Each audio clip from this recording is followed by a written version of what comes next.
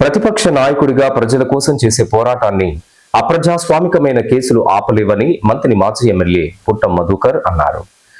6 గ్యారంటీలు, 420 హామీలు, యూరియా కోసం రైతుల, ప్రజల సమస్యల కోసం ధర్నా, నిరసనలు చేపట్టిన క్రమంలో ప్రతిపక్ష నాయకుల మీద నమోదైన కేసులకు సోమవారం మంత్రి కోర్టుకు హాజరైన ఆయన మీడియాతో మాట్లాడారు.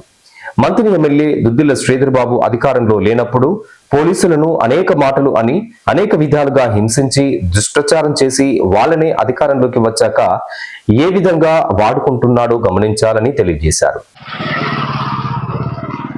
మంత్రి ఎమ్మెల్యే దుద్దిళ్ల శ్రీధర్ గారు అధికారంలో లేనప్పుడు పోలీసు వాళ్ళని అనేక మాటలని, పోలీసు వాళ్ళని హింసించి వాళ్ళను మరి ఏ విధంగా దుష్ప్రచారం చేయాలో అంతకన్నా ఎక్కువగా దుష్ప్రచారం చేసి వాళ్ళని వాళ్ళ అధికారంలోకి వచ్చిన తర్వాత ఏ విధంగా వాడుకుంటూ ఉన్నారో మేము ఈ 420 హామీల సృష్టికర్త దుద్దిళ్ల శ్రీధర్ గారు 420 హామీలను ఎందుకు నెరవేర్చలేరని మేము మహనీయులకి, మహాత్మా పూలే గారికి, బాబాసాహెబ్ అంబేద్కర్ గారికి విజ్ఞాపన పత్రాలు ఇవ్వడానికి వెళ్తే మా మీద దొంగ కేసులు బనాయించి మేము ప్రజలకి మరి ఏది విఘాతం కలిగించే విధంగా రోడ్డుకు అడ్డమున్నామని, దేశానికి మత కలహాలు సృష్టించే విధంగా మాట్లాడినామని,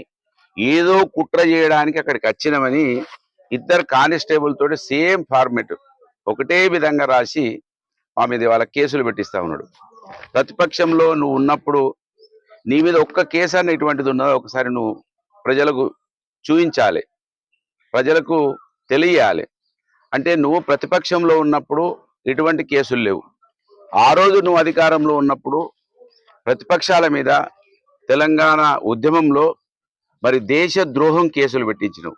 మాలాంటి వాళ్ళు రైతుల కోసం యూరియా బస్తాల కోసం అడిగితే రౌడీ షీట్లు ఓపెన్ చేయించినావు. మళ్ళీ అదే తంతు ఇవాళ కొనసాగుతూ ఉన్నది.